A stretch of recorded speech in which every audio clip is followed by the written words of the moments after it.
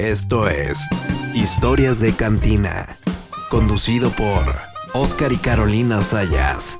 Bienvenidos.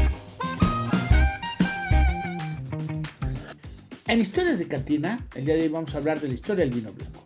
La historia del vino blanco se remonta a tiempos antiguos con indicios de su elaboración que datan desde hace más de 7500 años en la antigua Mesopotamia. Tanto griegos como romanos contribuyeron a su expansión y desarrollo, y hoy en día el vino blanco se produce en muchas regiones del mundo con diversas variedades y estilos. Los griegos y romanos fueron pioneros en el cultivo de la vid y la elaboración del vino blanco como el Vinum album. La producción de vino blanco se extendió por toda Europa y el norte de África con la expansión del Imperio Romano. El vino blanco se elabora principalmente a partir de uvas blancas, aunque también se pueden usar uvas tintas para vinos blancos como el famoso champán. Algunas variedades de uva blanca populares son Chardonnay, Sauvignon Blanc, Riesling, Verdejo, cada una con sus propias características aromáticas y de sabor. A lo largo de la historia se han desarrollado técnicas para controlar la fermentación, especialmente en la producción de vinos blancos, como el control de la temperatura, que ha mejorado significativamente la calidad y el sabor del vino blanco moderno. En resumen, la historia del vino blanco es rica y diversa desde sus orígenes antiguos hasta su producción moderna, marcada por la evolución de técnicas de cultivo y elaboración de expansión de su consumo y elaboración a la expansión de consumo a nivel mundial. En el Salón del Bosque tenemos una gran variedad de vinos blancos de uvas, albariño, verdejo, tempranillo, blanco Fernão, Pires, etc. Bienvenidos a otra historia de cantina aquí al Salón del Bosque y acompañado de mi hermosa hija Carolina Sayas de Carolina Event Planner. Y ahora tenemos un gran invitado que queremos mucho aquí en el Salón del Bosque. ¿A quién tenemos, Carito? El día de hoy tenemos a nuestro querido Edgar, mejor conocido por los cuates como Pechu. Hola, ¿cómo están? Muchas gracias por la invitación. El Pechu. Pechu. Él, Oye, y además ya trae su logo. ajá, ya trae su logo de Pechu. Él es director de ventas del vino Maco. Es un vino de Napa. De Napa Valley. De Napa Valley. Y también, aparte de ser licenciado en gastronomía, es profesor de vinos, de sommelier, en La Pata. En la Patagónica y en la Escuela Culinaria Internacional. Claro. Y pues bienvenido. Muchas gracias. Mi querido Pechizón, qué gusto saludarte, como siempre. Placer, amigo. Oye, a ver, platícanos tus inicios, mi querido Pechu. ¿Qué fue? ¿Cómo fue que...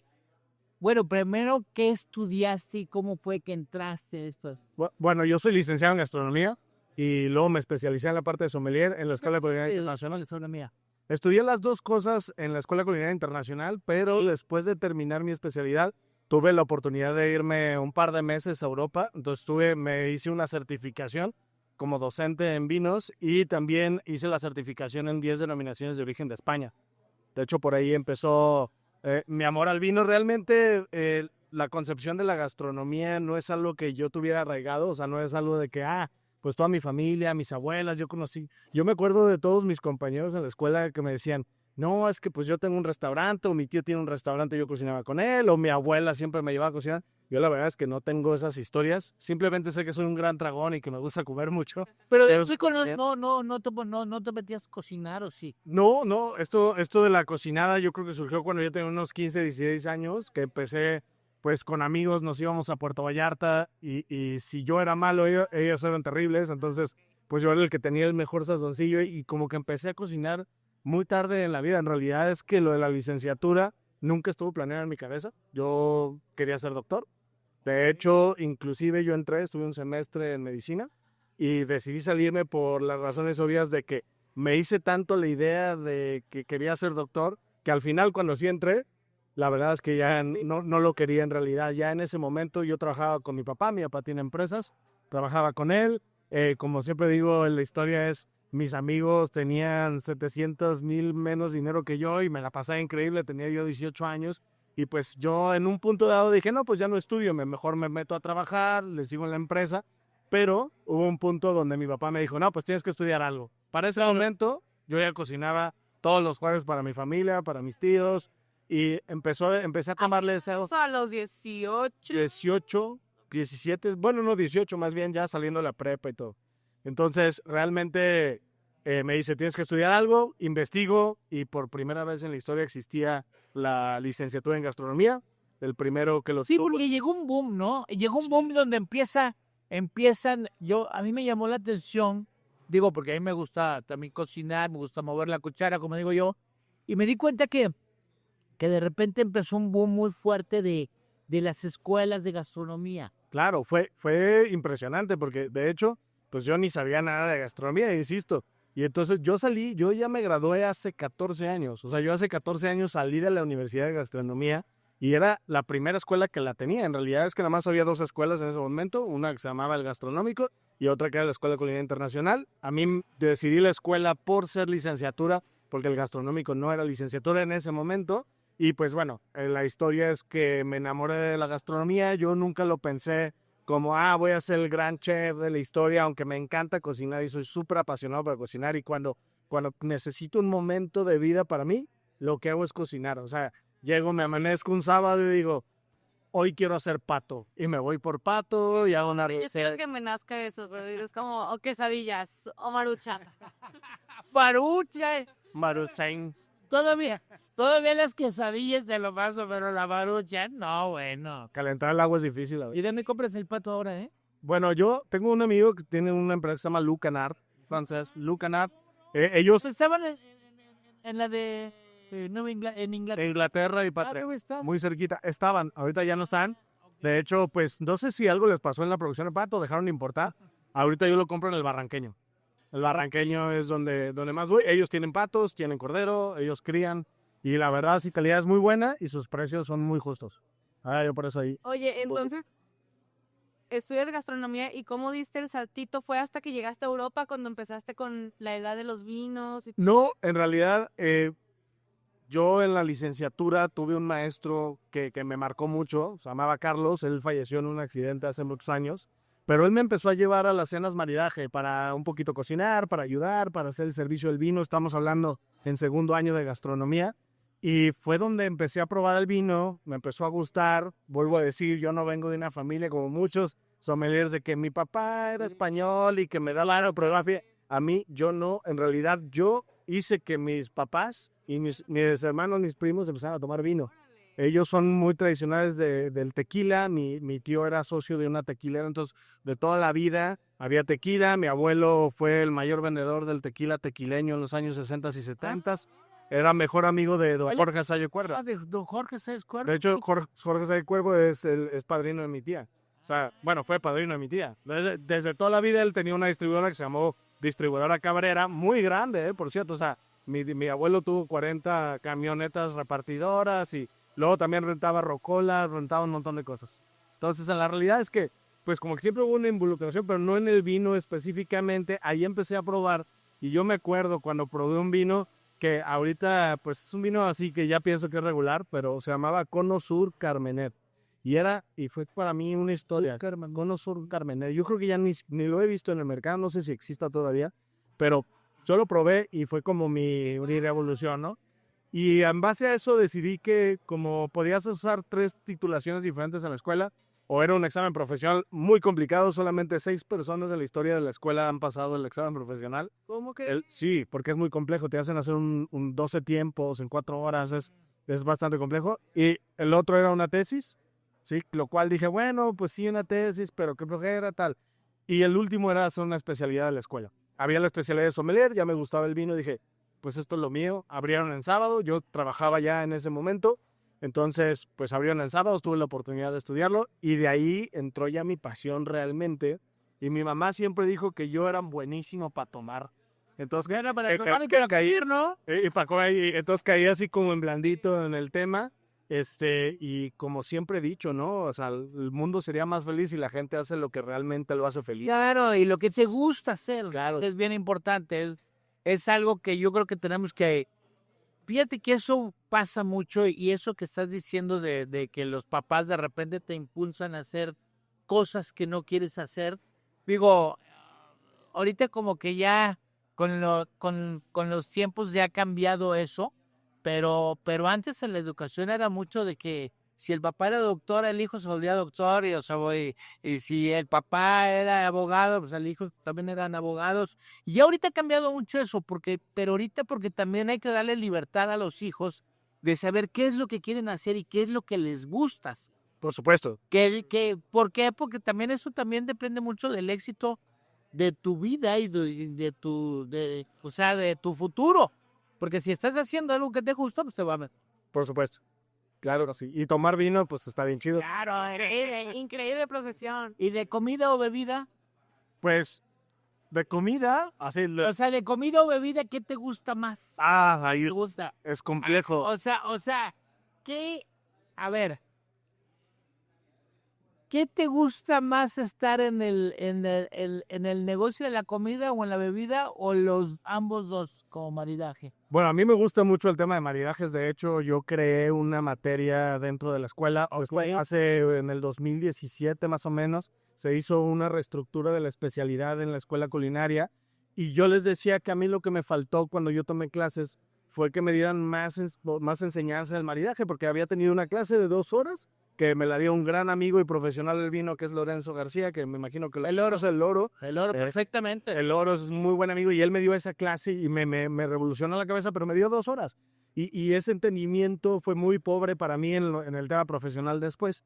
Y creé yo un taller de maridaje de 6 sesiones donde hablamos de vinos blancos, tintos, espumosos, los de dulces, demás. Entonces desarrollé un sistema para poder entender un poquito más el maridaje. El maridaje es nada más entenderlo, porque realmente quien diga, yo soy un maestro del maridaje, cae mucho en un problema de subjetividad, porque no hay un maridaje perfecto.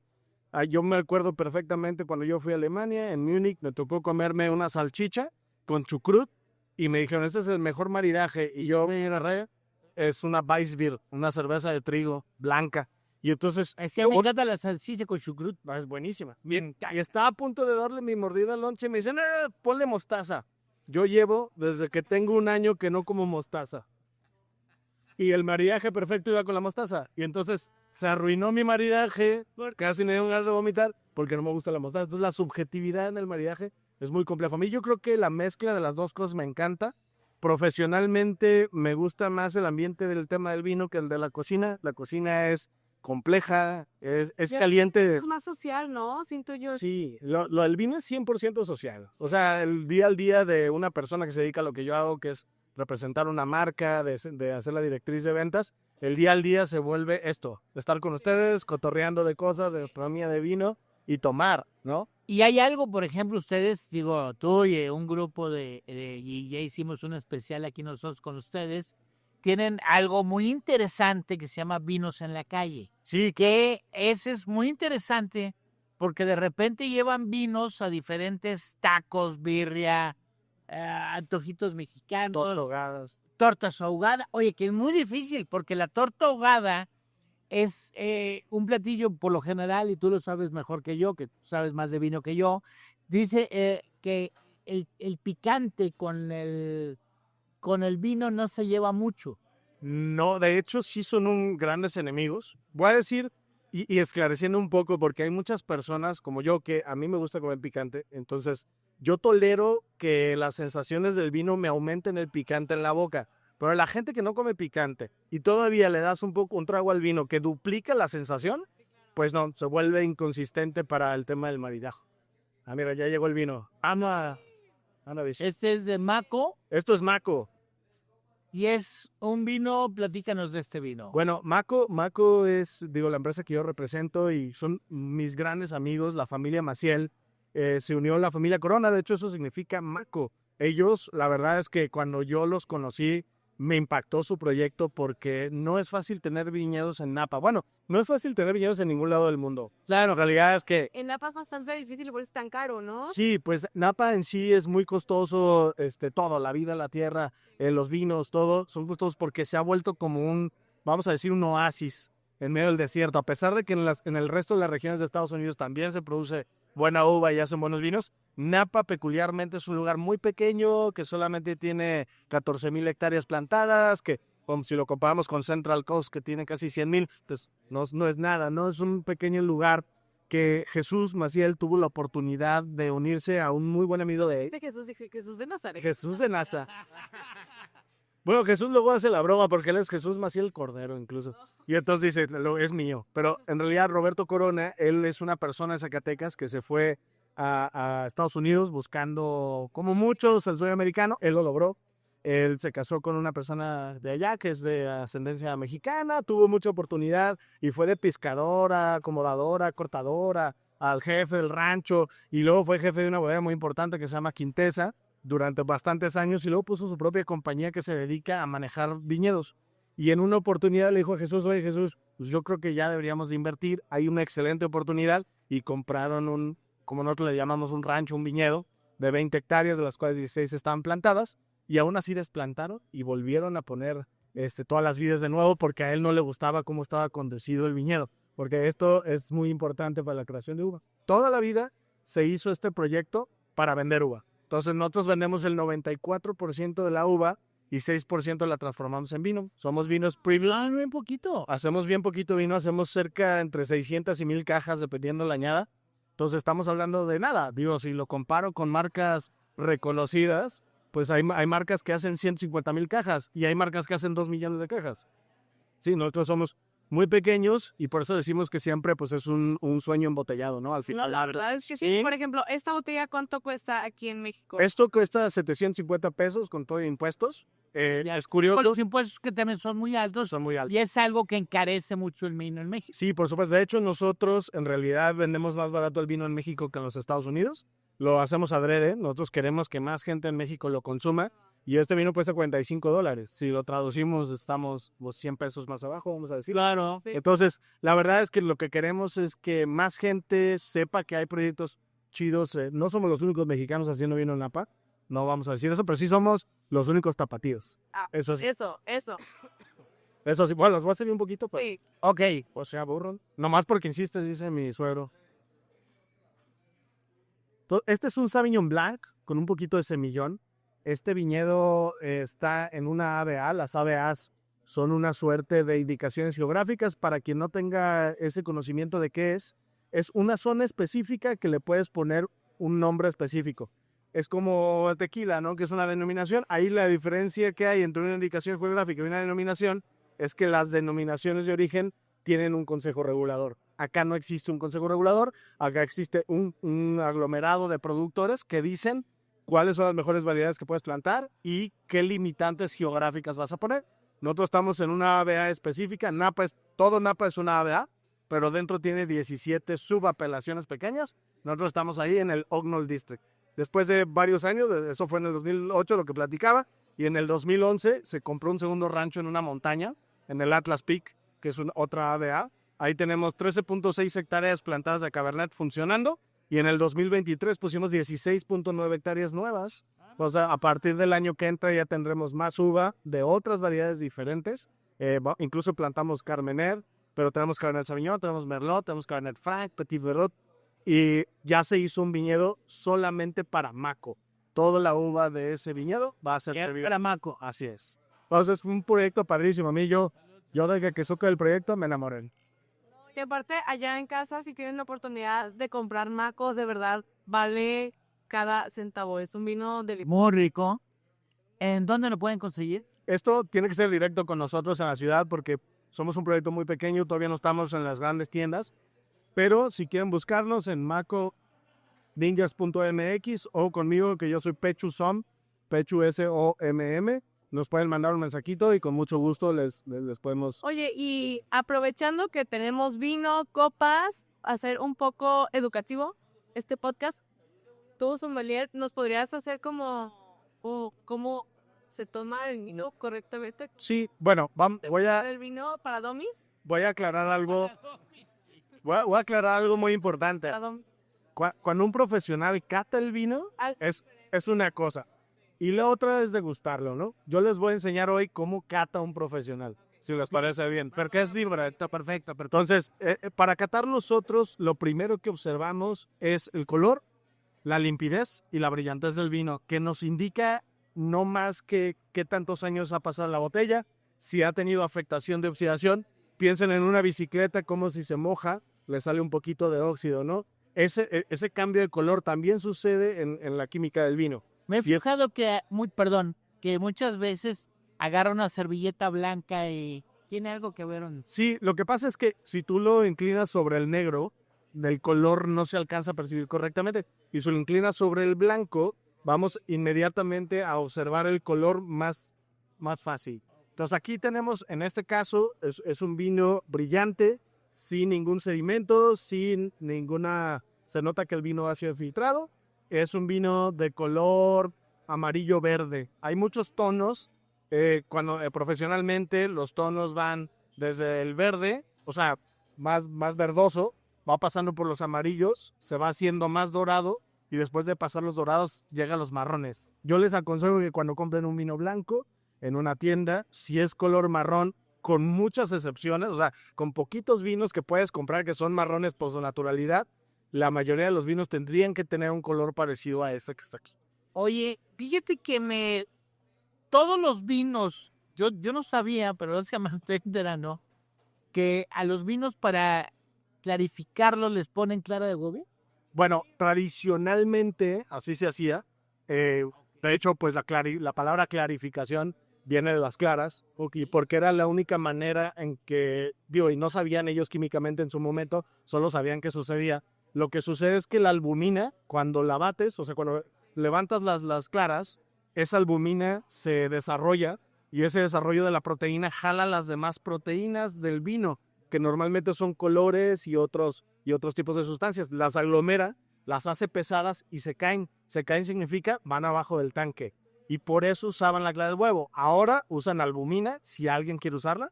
Otros usan extractos de huesos de pescado, como la gelatina, es una gelatina especial.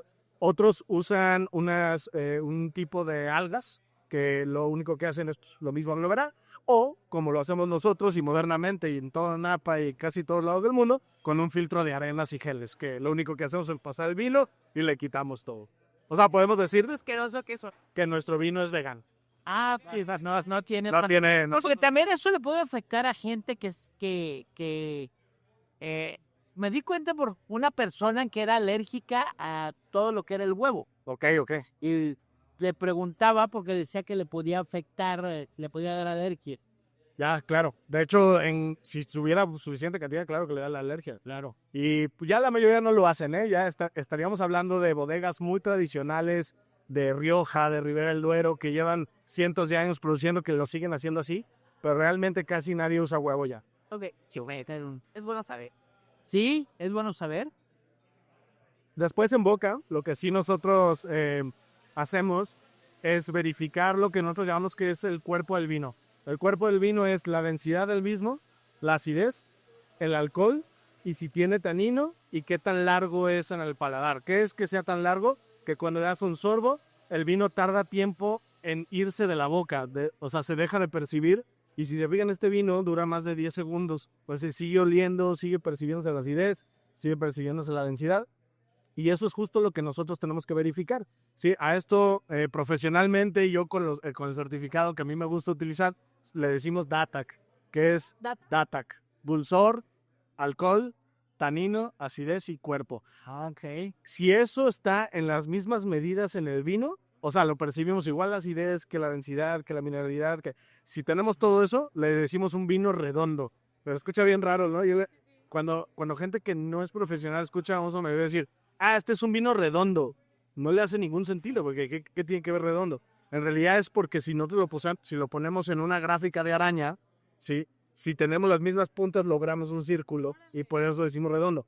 Decimos no tiene aristas. Las aristas serían picos, como de mucha acidez y lo demás poquito, ¿no? O mucho cuerpo, poca acidez. Y por eso lo llamamos así. Luego, naturalmente, en el tema profesional lo decimos y siempre nunca lo explican. Y yo siempre digo, yo que soy profesor, la verdad es que es lo primero que explico en mis clases. Es, oye, es que entiendan que es redondo por esto y les pongo una gráfica, ¿no? No es eso.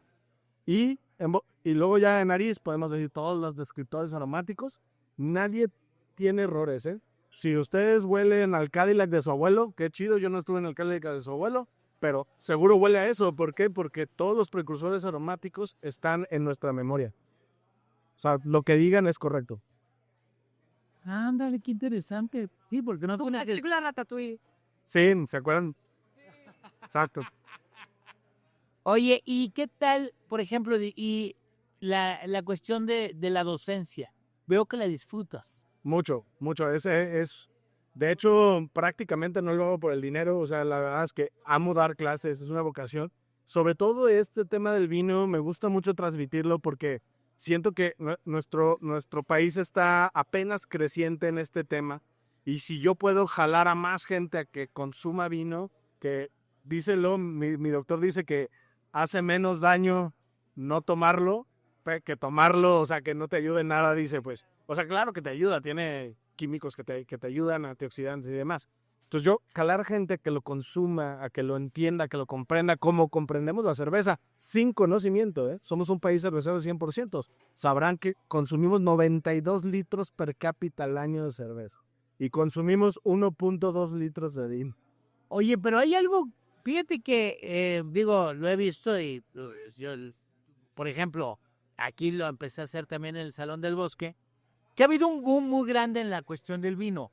Primero, bueno, ya la gente empezó a tomar más vino tinto, digo, más vinos. Por lo general estamos muy acostumbrados a tomar más vino tinto. Sí, sí. Porque, y todo me daba risa porque hay una frase que decían, ¿cuál es cuál es el mejor vino tinto? O no, el vino blanco es el... ¿Cuál es el mejor vino blanco? Un tinto. Así decían antiguamente. Era un dicho. Y ahorita están muy de boga los vinos blancos. La gente cada vez está tomando más vino blanco.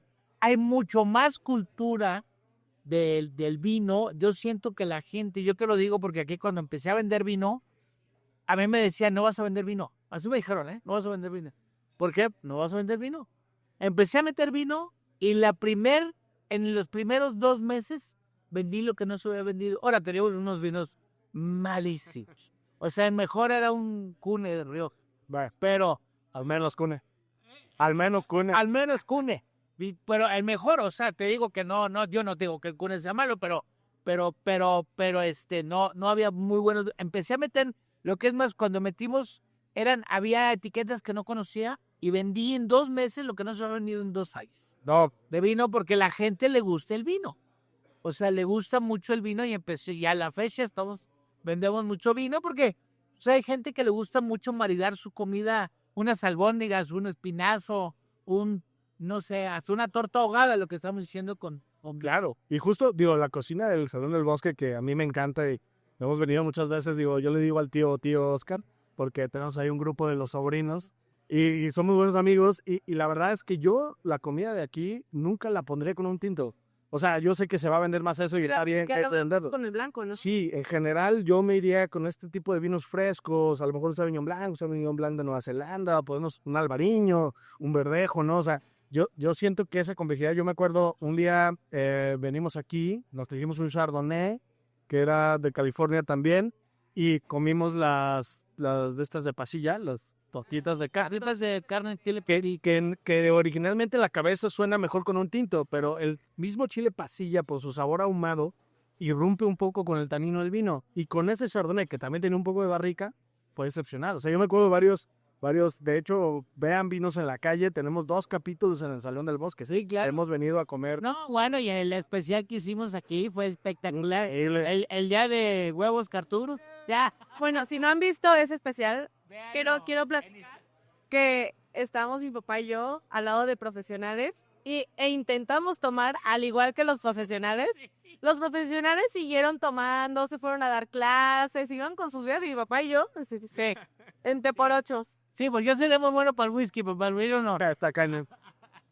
Oye, ¿sabes? ¿Estamos de acuerdo? Algo que me encanta de ti, me acuerdo la última vez que te entrevistamos.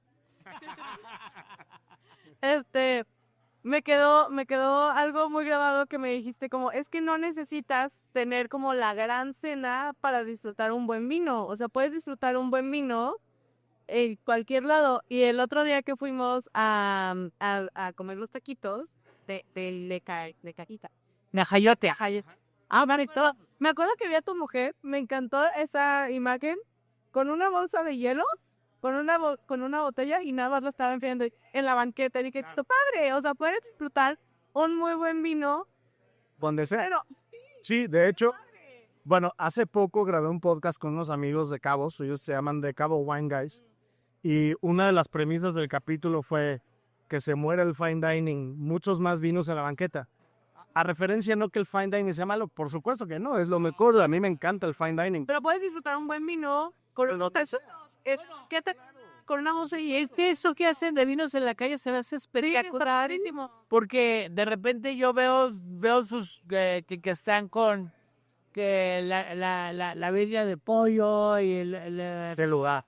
Los tacos de barbacoa de tipo aquí de Guadalajara, o un taco de birria, o sea, espectacular. Y es una maravilla, la verdad es que luego la gente sí nos voltea a ver medio raros, la neta, o sea, sí es un tema de que, órale, ¿cuál? O sea, hemos tenido hasta policías al lado, órale, qué chido con vino, ¿no? O sea, la verdad es que nunca hemos tenido un problema, porque también no es como para alterar el orden, malo que tuviéramos la banda y 6 botellas de tequila, y a lo mejor ahí hubiera abierto un poco.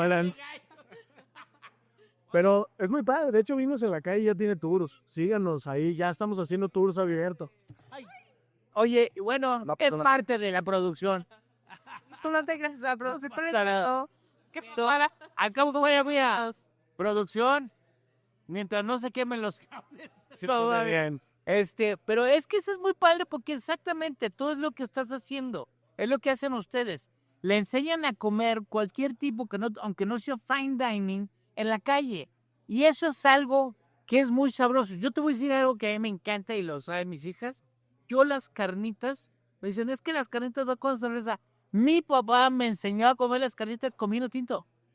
Y a mí me encantan las carnitas con vino tinto. Qué delicioso. Con un Rioja, porque a él le gustaba con un Rioja. Y como esto se te queda en la mente, me encanta comer las carnitas, siempre tomo mi vino tinto. Me fascina. Pero y luego tiene lógica, ¿no? Si lo vemos así tradicionalmente, el lechón segoviana normalmente se come con un Rioja, es algo muy tradicional. ¿Verdad que siempre tengo yo mi vino tinto me encanta? Y es que a mi papá le encantaba comer las carnitas. Pero eso a mí se me antoja. Es como un pozole verde acapulqueño, que es con pepita de calabaza con un buen mezcal, por ejemplo. Digo, ahí con el vino está más complicado con la pepita de calabaza y esa. No, y el tema caliente es Todo lo que complejo. José estaba platicando, Ismael, hace rato, Sí. una de las cosas que ahorita es copy. Es complejo cuando tú tienes... Hay dos cosas en el entendimiento. Hay un libro que voy a decirle si a alguien le interesa el tema del maridaje. Lo escribió un francés que se llama François Chartier, chef sommelier. Él tenía su propio restaurante. Fue el primero en hacer cenas, maridajes ya vendidas. O sea, antes eso no existía en el mundo. Ahora es muy normal. Pero él tiene un libro que se llama Papilas y Moléculas. Y él refiere a las moléculas aromáticas contra las sensaciones gustativas. Y él describe 2 sabores. Un sabor frío y un sabor caliente. Y no se refiere tanto a la temperatura. Por ejemplo, el picante tiene sabor caliente y la menta tiene sabor frío. Y entonces tú cuando tienes las pepitas, por ejemplo, que tienen los 2 sabores, tanto frío como caliente, con los vinos se vuelve complejo. Esas aromáticas se vuelven difíciles. Luego, el pozolillo, más difícil. El rábano, complicadísimo. O sea, aromáticamente... No, pero el pozolillo es muy diferente al perdón, pozole dijiste estilo... verde. Verde. El que lleva pepita de calabaza. Pero el pozolillo es más acidez porque es tomate verde. ¿O cómo le llaman el tomatillo? Milpero. Milpero. El tomate que es chiquito. Pero ese es más ácido, ese es más complicado. ¿No? Mucho más, todavía más difícil. Así es. Y yo creo que todavía la pepita de calabaza es más fácil. No, pues sí, que la verdad es que... Despierta. Estaba pensando en mi siguiente pregunta. Estaba carburando. ¿De qué preguntaría de esto? Pues salud. Salud. De mientras. Mientras piensas su siguiente pregunta, es que sabes que me gustaría que nos hablaras de este fenómeno. El otro día con Asunción tuve una degustación con él, con unos clientes míos que vienen de Francia, el mexicano, ella italiana, viven en Francia, y me pidieron una cata para el día de su boda y querían vinos mexicanos, porque dicen, pues es que allá tenemos a la vuelta de la esquina, pues todos los vinos franceses, italianos. Y Asunción les dijo, no, es que el vino mexicano es mucho más caro, o sea, es más fácil conseguir aquí en México un vino francés que un vino mexicano porque es... Por el precio. Ajá, por el precio. podemos platicar un poquito de ese. Bueno, Sí. nosotros como mexicanos es más fácil comprar un vino francés e italiano que uno mexicano. ¿Es Bueno. más caro el mexicano? En facilidad de compra no lo creo. O sea, realmente pienso que hay más cantidad de vinos mexicanos. La diferencia está Como calidad. en los precios, calidad, es muy diferente. Un vino francés, vamos a decir, poner un precio ahí de 500, 600 pesos, seguramente va a tener la calidad de un vino de 1,200 pesos mexicano. Ajá, más bien eso era lo que nos decía, pues, Y eso, la calidad, precio que buscaba. claro, es complicado. Muchas veces se ha hablado de que los impuestos, etcétera. En realidad es que los impuestos aplican a todas las bebidas alcohólicas y aplican de la misma manera, sea mexicana o no sea mexicana. O sea, el whisky tiene la misma cantidad de impuestos que tiene un tequila. Y en algunas ocasiones tenemos aranceles con países. Entonces tenemos países que tú importas un vino de ese país y que todavía tienes que un sobreprecio del 15 o 20% de arancel. Entonces, en realidad es que en México lo que sucede es que todos son microproductores exceptuando 3. Entonces, todos esos microproductores chiquititos de 3,000, de 5,000 cajas, de 6,000 cajas, como Majaco lo es, sí, o sea, un productor pequeño, no puede vender barato, porque la autonomía de la bodega depende de la venta del vino. Entonces, necesita generar dinero para poder hacer la autonomía de la bodega. La mayoría de los bodegueros o de las personas que tienen bodegas aquí en México, hablándose de Chihuahua, de Coahuila, de Ensenada, aquí mismo en Jalisco, en Aguascalientes, en Querétaro, en San Luis Potosí, en Puebla, en todos los lugares donde se hace vino, todo mundo tenía dinero antes, ¿no? O sea, no es un... Y lo quiero decir así, expresarlo como es, porque justamente lo que decía Asunción es correcto, porque al final, pues toda esta inversión que tú haces, que muchas veces es mucho dinero, ¿cómo lo vas a recuperar? Ni la segunda ni la tercera generación. Entonces, ¿qué tienen que hacer? Pues tener otros precios distintos. Nada en contra, el vino mexicano es muy bueno, en muchas regiones se hace muy buen vino en México, solamente que cuando tú tienes un vino, vuelvo a decir, de 1,500 pesos y yo puedo comprar un vino que lleva 1,000 años haciéndose en Italia por los mismos 1,500 pesos y que es superior en muchas cosas, y no porque sea malo el vino mexicano, para nada, solamente que tenemos un precio-calidad muy, muy discorde en este momento de la historia del vino mexicano. Quizá en 50 años será diferente. No sé si nos toca. No, sí, Perfecto. súper. Oye, y por ejemplo, el vino en Napa, ¿es lo mismo en Napa que en México? O sea, por eso también es muy caro en Napa. Ahora, no, en Napa tiene más que ver con las inversiones. Sí, vea.